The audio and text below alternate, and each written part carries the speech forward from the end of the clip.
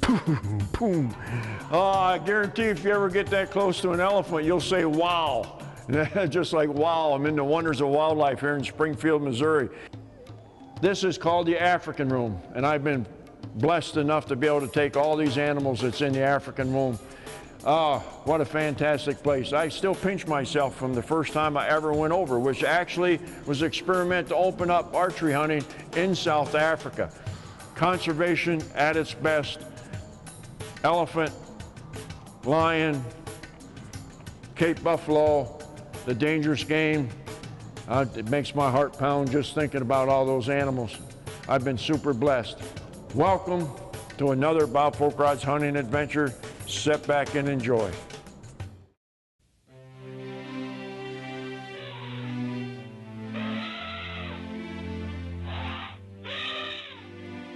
Africa, oh Africa, you mother of civilization. I've dreamed of you since boyhood as a safari destination. I've studied the writings of Capstick, and I've traveled in my mind to share the wildness and wonders of your creatures of infinite kind. Africa, oh Africa, what is your siren song that seduces so many adventurers till they come to you and belong? For once they come to know you, they long for you again. Shame on you, you ancient lady, you steal the hearts of men.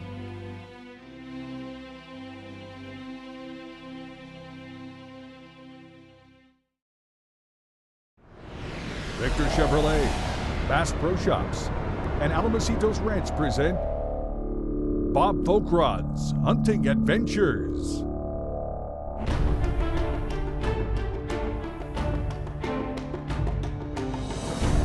Seven continents, 80 species, a 5-year quest in the making. High adventure, dangerous game. Real-world training tips. This is Bob Foulkrod's Hunting Adventures.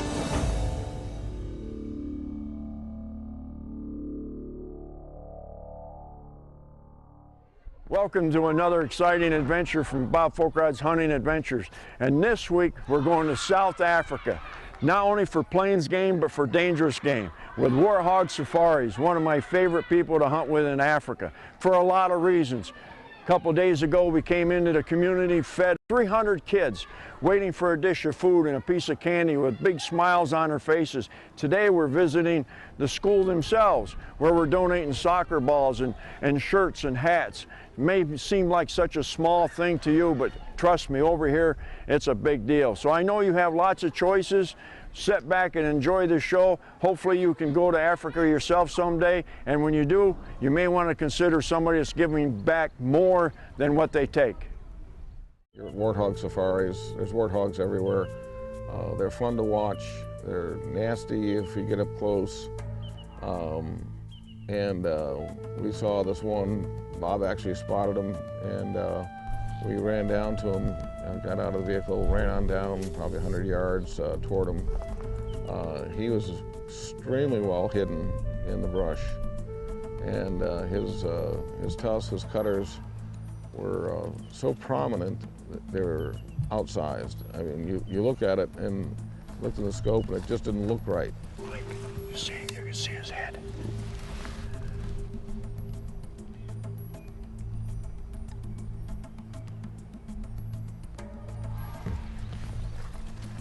You can see his tusk.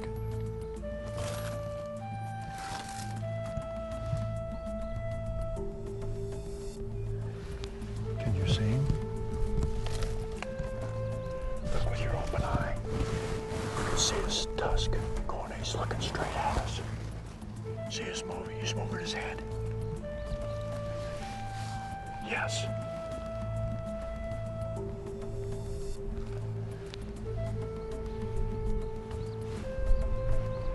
Wait.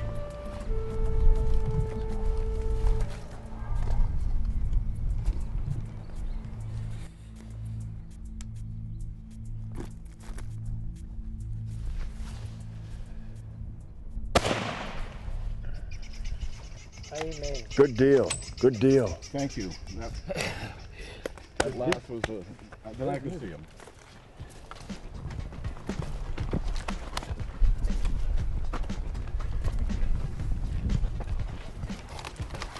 That's a beautiful warthog, man. Whew. God dang. Gorgeous. Look at the tusk on that boy. Huh? Sunset. Gotta go do this. Look at the technology comes out first. No, it's absolutely right. Well, congratulations. I mean, we've been after this buffalo since yesterday. Finally, we came across this beautiful warthog. Bob spotted it and we all jumped off and we were tracking it for a little bit. I didn't think we were going to get it. It presented a good shot. Took a while to pick it out in the thick brush, but this is a result of a good morning of hunting here with Warthog Safaris. And this is an exceptional warthog. They don't get any bigger than this. The right-hand tusk was actually so big that it didn't look right. Yeah. And so finally, when you moved me over just a couple inches, and I could pick him out. And at that point, he saw me move. He started to move, and we fired off and got him. Oh, congratulations. Well done. Good job. Good job, man. Thanks.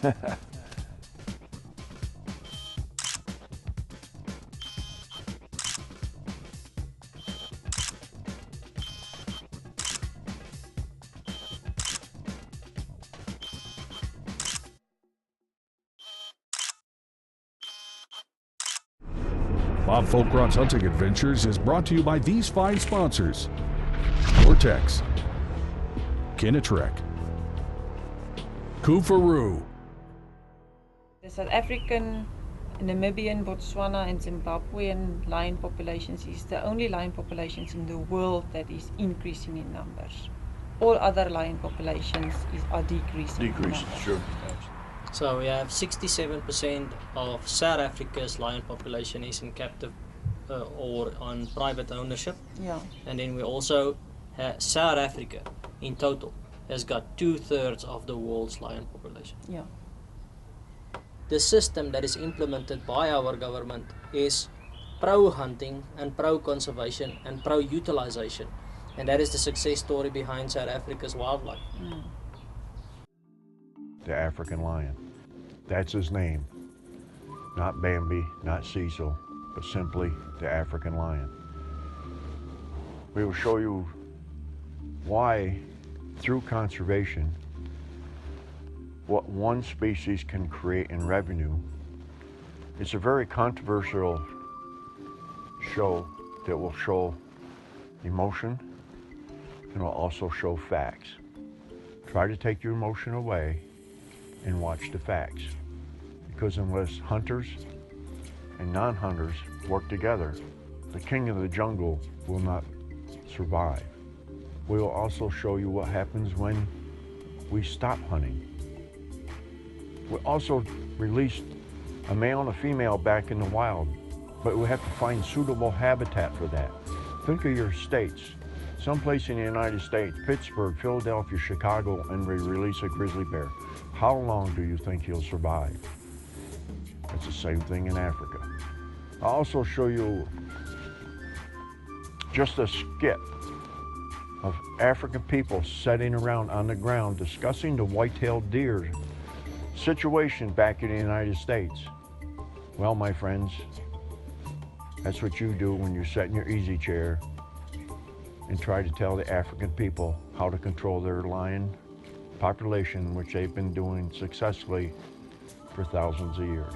So sit back, watch the show, keep an open mind, and you will realize through conservation and working together, we can keep this magnificent animal alive so you can watch, enjoy. And I will also be able to hunt him, and our grandkids will have the same opportunity.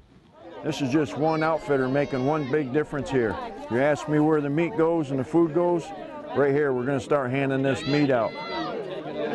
This is things that we've taken from Impala to the lions, all the stuff that we've got on this weekend, right here, going back to the community again. And again, if that don't touch your heart, you're not human.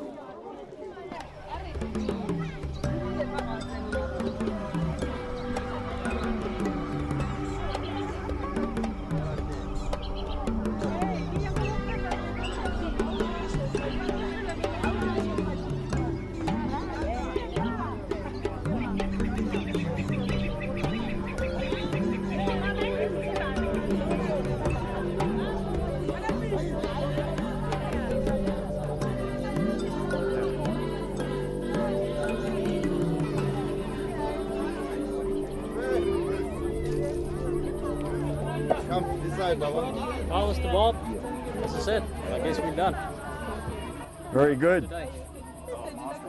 I've been to warthog safaris many times. People always ask, this is something they've been doing for years, coming into the community, but you as the public always ask me, where does the meat go? Where does the food go? Well, right here's one example into this community. Every month they come in here and donate meat, just what you see served up today. And one species, just one lion alone, creates over $100,000. We've got 2 other lion hunters that have also hunted with warthog safari. That's $300,000 goes back into the community. From airplane tickets to buying ammo to warthog coming into the United States and selling hunts, the ripple effect coming back across. It's unbelievable what one species can create through conservation and hunting. And my question to you, again, as the public, what have you done? Where has your conservation dollars gone? Have you fed one person? Have you contributed anything back into it again? This is why we hunt animals and we hunt lions, because it creates a value. You take that value away and they're gone. Every single species that we hunt, we have done this to, through conservation. And again, you cupcakes that's out there listening to this, I ask you, what have you done? Show me. We all want the same thing. 25 years from now, 50 years from now, we want to see the lions and our grandkids see it and hear the lions roar. That's exactly what we have done. But we have proven ourselves. Let's join together so we all know those lions are going to be here for the next generation.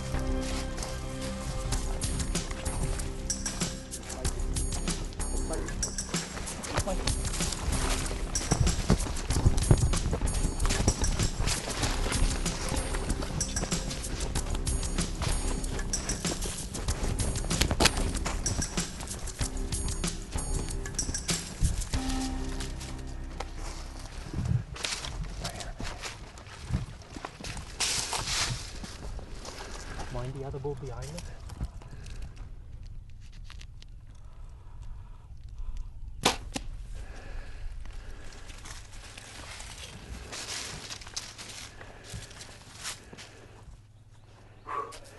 All right. Did you see how that other bull came in? Yeah. Dang. He smelled that blood onto him. He wasn't looking like a fighter, he was a fighter. I mean, you could see that one horn is broken down and he's just old and heavy. And he had a few fights in his life and he must have been a dominant bull, because that other one came back and you could hear him as they were fighting. But he hit that one, but I think you hit him a little bit harder. Yeah, It did the job. Well, we were trying to get a nice old bull, and it's been a couple days, and finally we came across this bull. You can see he's an old fighter. That whole ear is all torn apart, and his horn is all worn, and he must have been a mean one at his younger days. And he's past his prime. It's really a mature old Nyala bull. A very, very nice trophy, and congratulations again. Yeah, Well man, done. thanks. Absolutely, absolutely. And he died fighting. He was he's trying to stand up, and the dust was flying, and he went right out in style, didn't he? He went out in style. I mean, Yeah. he was a young boy trying to pick on the old man again, and he even gave him a little hit there right at the end. Yeah. But I think it's the arrow that killed him. I don't think that hole in the stomach No, or anything. You know? no. This is nature. The older one always have to die for a younger one to take over. I mean, whether it's a hunter taking it, or whether it's a lion or some predator taking an animal down, or he dies of old age because he's got no more teeth to feed. You can see we have very harsh conditions. It's always dry here, and a Nyala bull like this would either die by a predator or a hunter for the next one to take over. Well, everything's got a pecking order, you know. That pecking order starts right when they're young all the way up until they die. Yeah. Somebody's going to take over that pecking order. Yeah. Yeah, gorgeous, gorgeous. The rule of nature, nothing is irreplaceable. We'll get some pictures.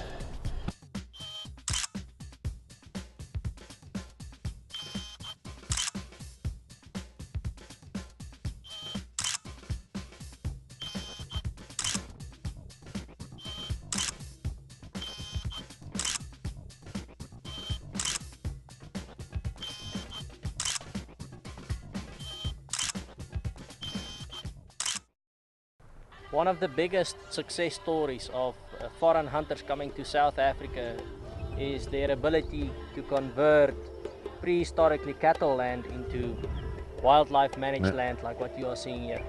This week we have hunted lion on places that prehistorically was only cattle. And when a lion was found, it was shot dead, it was poisoned. And what hunters have done is they created habitat for all these species. This used to have maybe one water hole onto it. He pipes it from here to pipe it to there, pipe it there, and he puts in hunting blinds so people can hunt. So now you, instead of having just a small community of animals, you're spreading out the animals to the entire area. You know, it takes a lot of money, a lot of time, a lot of effort, and you have to separate hunting land from farmland because they can't go together. Yeah, it's got a great ripple effect. Like you were saying, prehistorically, a tract of land would sustain 200, 250 head of cattle. The landowner might have employed about 2 people, and they were concentrating on their cattle business. You know, when a wildebeest comes in, it was shot immediately because wildebeest spreads diseases like foot and mouth disease and different diseases that is not good for cattle, and then they cannot export their meat. So lots of the wildlife were in conflict with the natural resources, or actually with the cattle business in per se. Today, a tract of land like this sustains thousands of animals and creates jobs for hundreds of people. Like you were saying, one person employed by any hunting outfitter would probably provide for the region of 10 people. Yep. And if you're looking at what we are doing here, Warthog Safaris employs in the region of 30 people, and that 30 people each looks after about 10. So thank you for feeding 300 people this week. There's no way to put that into words. It just, it touches you right here. Right here, it touches you. And if you can't look at that and be touched, that's emotion.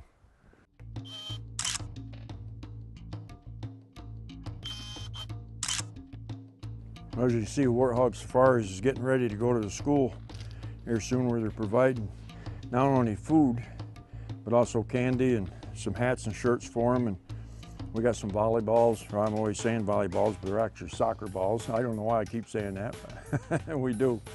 You know, so one of the questions we always get, who benefits by hunters and conservation coming into a hunting camp? Everybody. It's a ripple effect. Give me a breakdown of what we're doing. Well, we've been for the last couple of years providing food and candy and stuff for the school close by. There's about 315 kids in the school, and we give them a cooked meal, we give them clothes, we give them candy, because this is something they usually don't get. It takes a couple of days to prepare one meal for them, so it takes a lot of hands to help us, and a lot of meat is going for them. So yeah, it's fun, we enjoy it. So they'd be like a kid at Christmas time, wouldn't they? Yes, sir. Yeah. And if it wasn't for our clients, hunters coming to Africa, none of this would be possible. I mean, there's a lot of money coming from the States, from any other country. And if it's not for hunting, we would not be able to do this.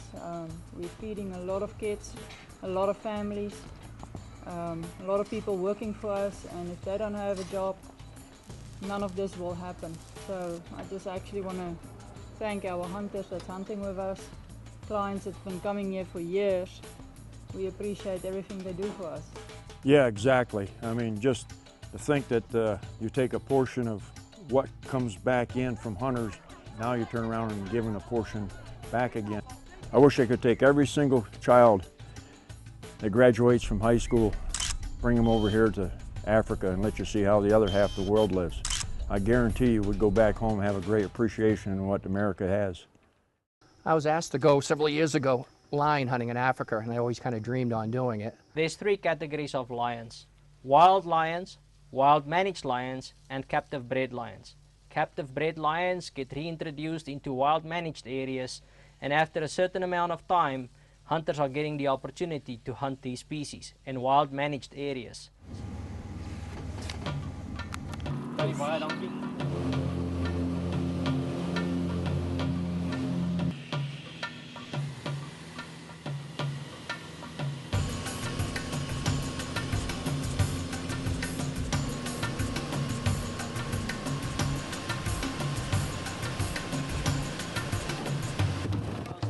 How's it? Hi. Johan van die Kerk, Leipie van die Kerk.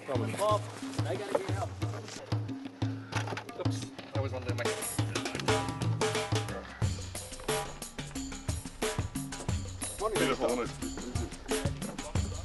Ja, ik zit er niet vanuit van die man Kerk. Johan, that's my name. Peter. Peter Gongelis. Nice to meet you, sir. Yeah.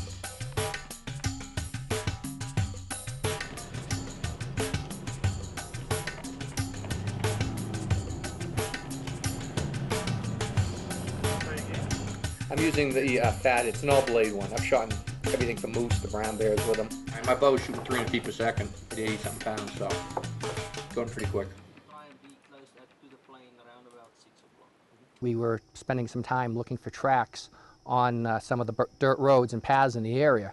Fortunately, we ended up finding a couple sets of line tracks that were together, and we kept trying to locate them, and once we did end up locating them, instead of us pursuing them, one of them ended up pursuing us.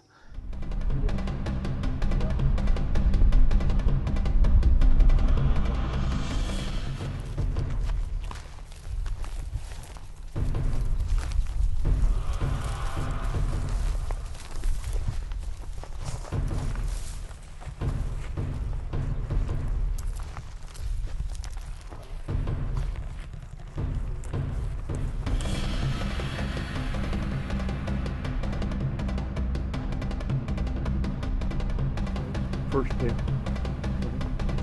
Yeah.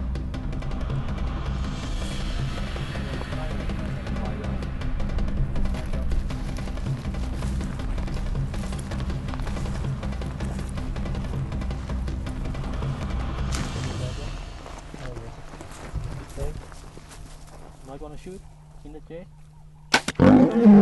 Shoot again. Turn around. Shoot again. Shoot again. Come forward. Come forward. Come forward. Come forward.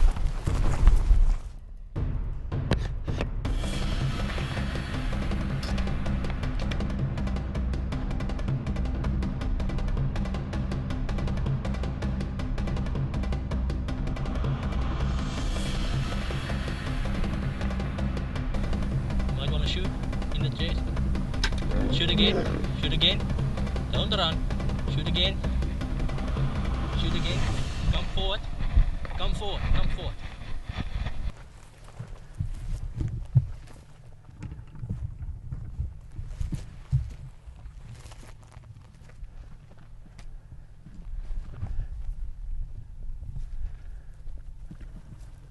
His eyes open. Arm dead.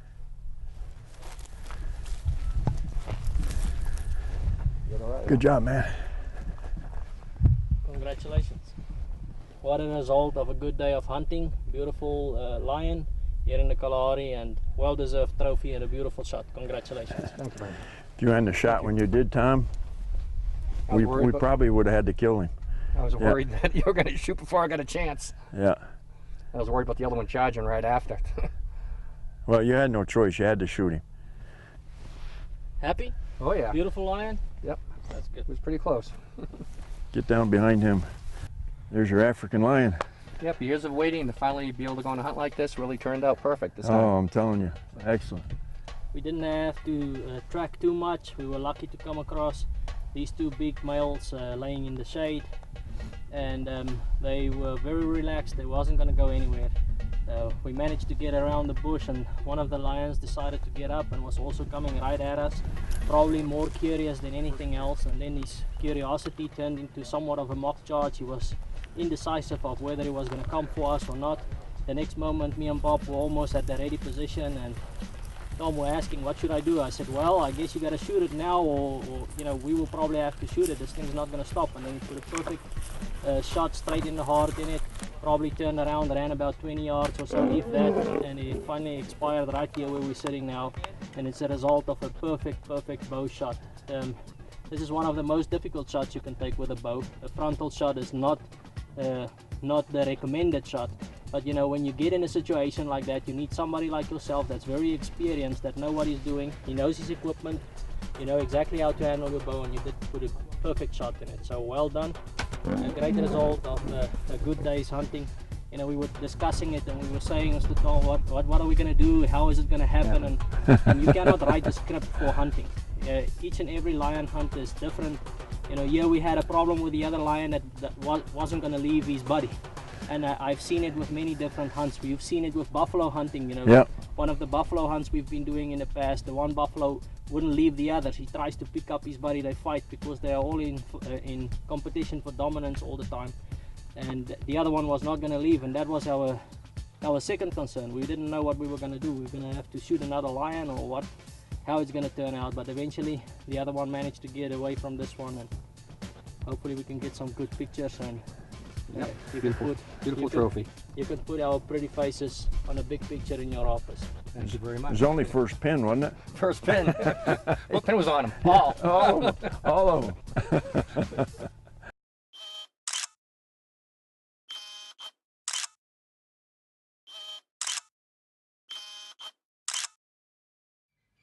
Without the contribution of hunters for creating habitat and wildlife managed areas like this, the opportunity for hunting an African lion would never exist. So Teenie, we just went through basically an old cattle ranch that you are going to convert back into a hunting. Just give me a little bit of insight what it takes to do that. Cattle ranching used to be one of the biggest industries in the country. And here in the Limpopo Valley area of South Africa, thousands and thousands of acres has been reconverted into conservation land. Land where we can hunt, land where we can sustainably utilize something like the African lion like you have hunted this past week. And it's a tremendous effort to reconvert land into conservation. You have to get rid of all the old cattle fences. You have to get rid of old buildings, putting in wells.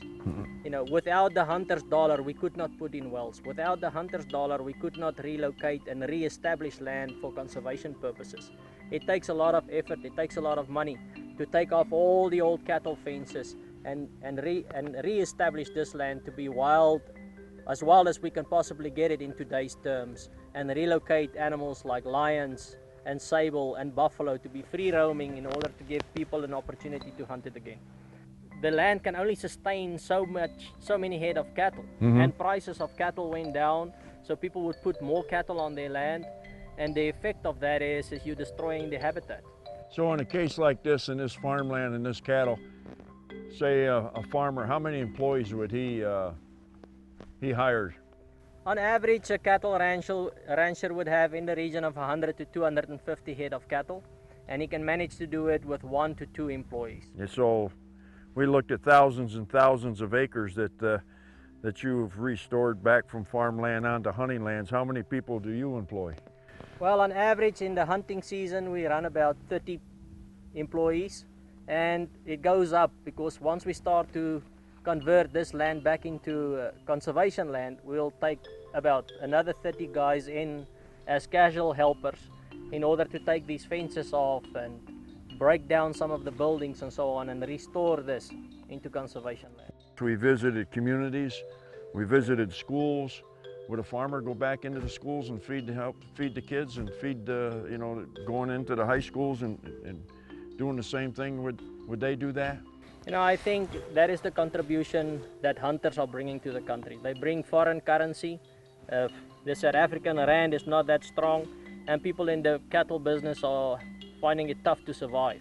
So the contribution that hunters are bringing is the reason and the fact that enables us to give back. Exactly, giving back. That's the big thing right there.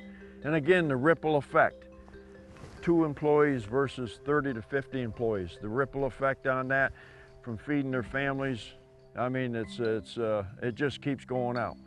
You know, same thing as you're back home. If we was to release lions like you just saw back into this farming community, how long do you think it would be before the farmer would destroy the lions? So it's nice to sit there and say, we're going to turn lions back again into the free range, but you have to find a suitable habitat, not only where they can't survive with cattle and they can't survive with people. That's one of the hardest things to do today is release lions back into the wild. Everybody wants to, well, let's release lions into wild, but that's harder than it sounds.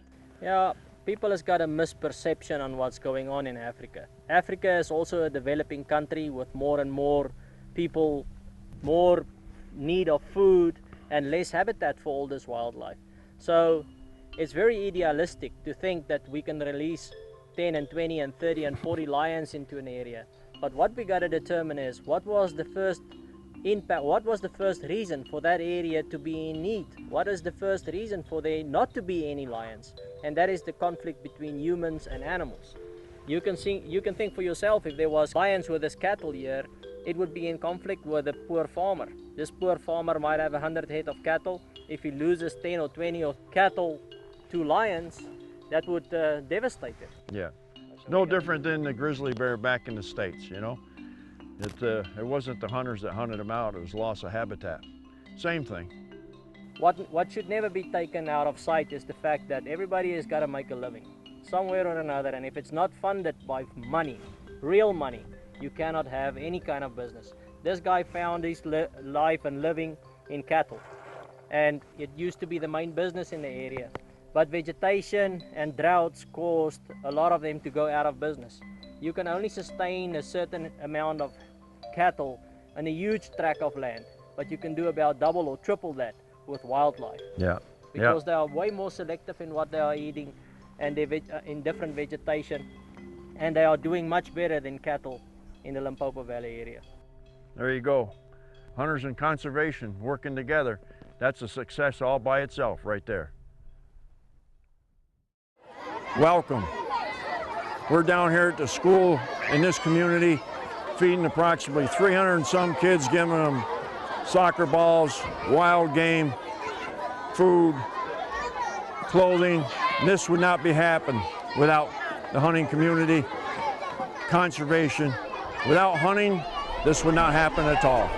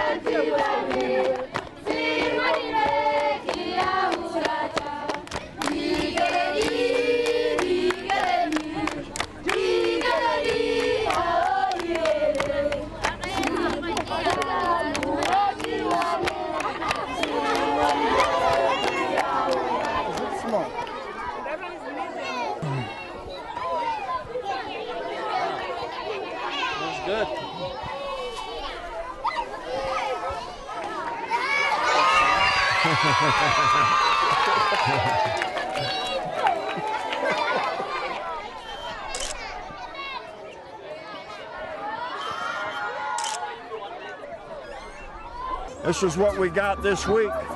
An impala we brought back for the community. Yeah. Without hunting, conservation, this wouldn't be possible. Right here. Fantastic. And again, Cupcakes, what have you done? Yes, I killed this animal and I brought it into the community. You always ask me where the meat goes. Well, right here's where it goes. All this food, giving back. Right here, giving back.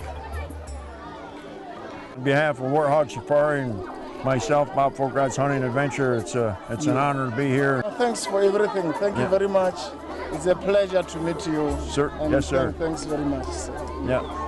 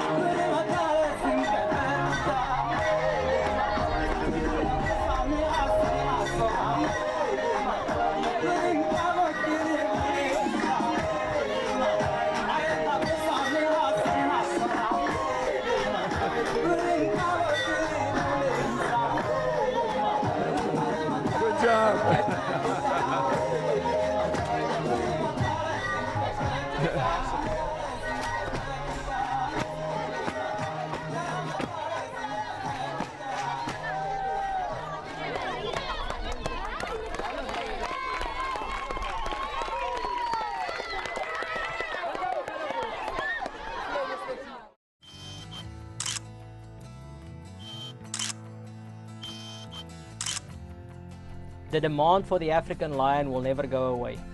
It's been an ancient tradition by witch doctors and healers that the byproducts of the African lion has got healing values, and we can only speculate that the recent outbreak in poaching is for that demand. Well, Mr. Bob, you came to South Africa to hunt a lion this time around. As you know, we had discussed US Fish and Wildlife trying to make it very difficult for importation of lions. The South African Predators Association is condemning what you see here. This is poaching, and we are for conservation through utilization. And you have seen what we have been doing with communities this week. You've seen our contribution to social upliftment of communities and also our contribution to lions in the wild. I have told you about the projects that we have going with donating collars to lions in Zambia and Zimbabwe, and also the lions that we're hopefully going to be releasing pretty soon. You know, as you know, South Africa is one of very few countries that's lion population grew with, I think it's about 12 or 17% in the past 10 years. And that is because of people like myself and the South African Predators Association that keeps these animals in captivity, that's putting fences up, that's fending for them and making sure that we have lions left for our children and grandchildren to listen to and hear them roar in the future to come. I've been on several highs and several lows this week.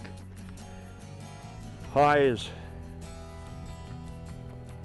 going into the community and feeding and watching those kids have a plate of food, and going into the schools and donating candy and hats and shirts and volleyballs and everything, to hunting a lion and being on top of the world, to being at the lowest of low.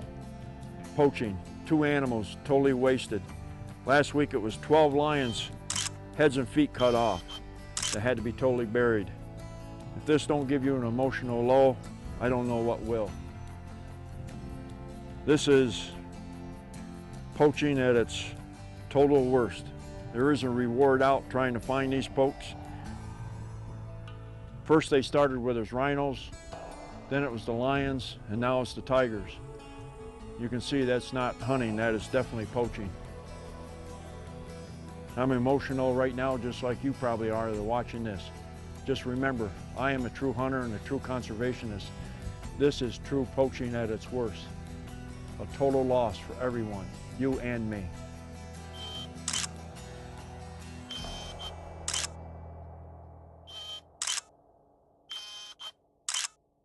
The only future for the African lion is in wild managed populations like what we have here at Warthog Safaris.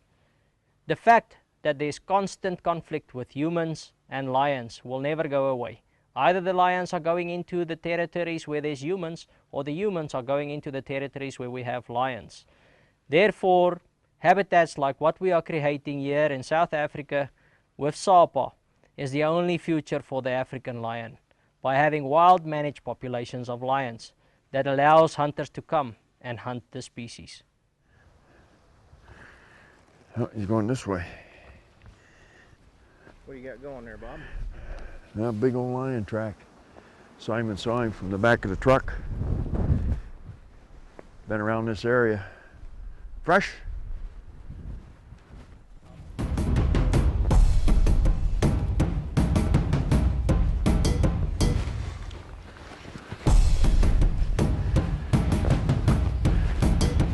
Where is he?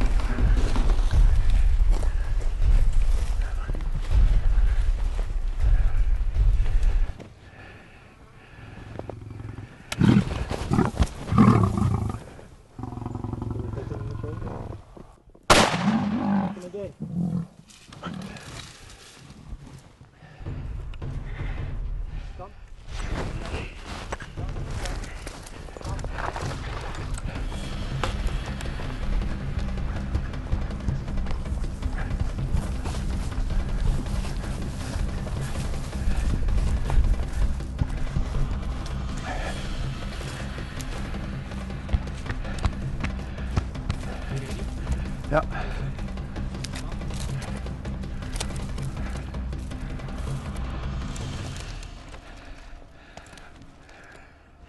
Well done. How was that? Good job, Simon. Well done. You're hot dog. Look at Simon. Thank you so much. Thank you so much. Look at that guy when that lion coming was, hey? It didn't look like he's gonna stop, but it just did. It's gonna bite one of us. He was on the charge, wasn't he? Oh. Yeah, his whole hair went back. That's neat how they can put that hair back like that. Well done, Simon. Very good tracking job, Thank you, everybody. sir. You guys did very good. Thank you so Yes, much. Congratulations, sir. Thank you. Perfect shot. Yeah. Appreciate for your shot. Take it, Mr. Bob.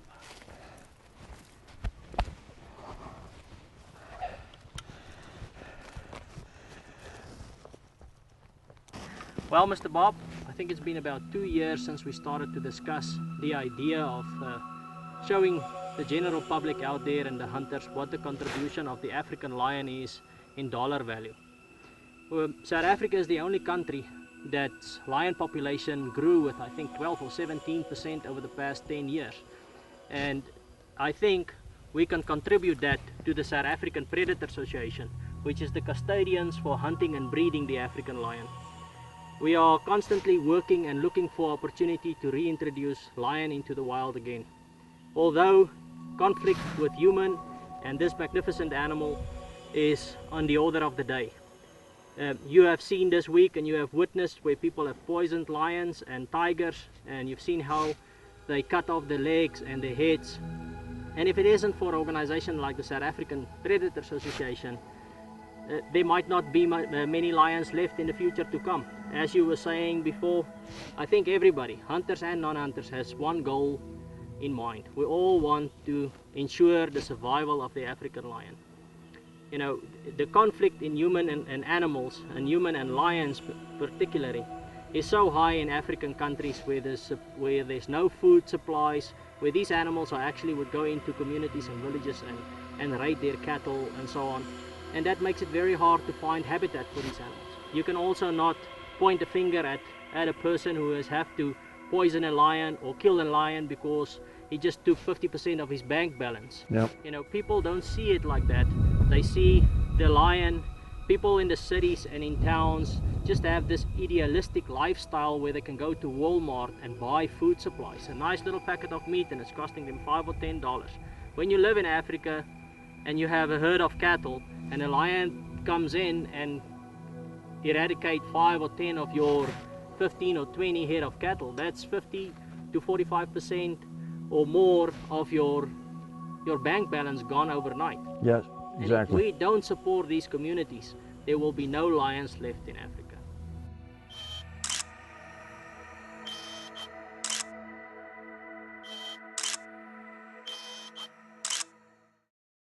For help with all of your hunt booking needs, contact J&M Safaris at jnmsafaris.com. After your successful hunt of a lifetime, contact Wes Good at CanadiStudio.com for the finest taxidermy in the business. Be sure to follow Bob and all his adventures at bobfolkrod.com/TV and facebook.com/bfolkrod. And don't forget to hit the like button.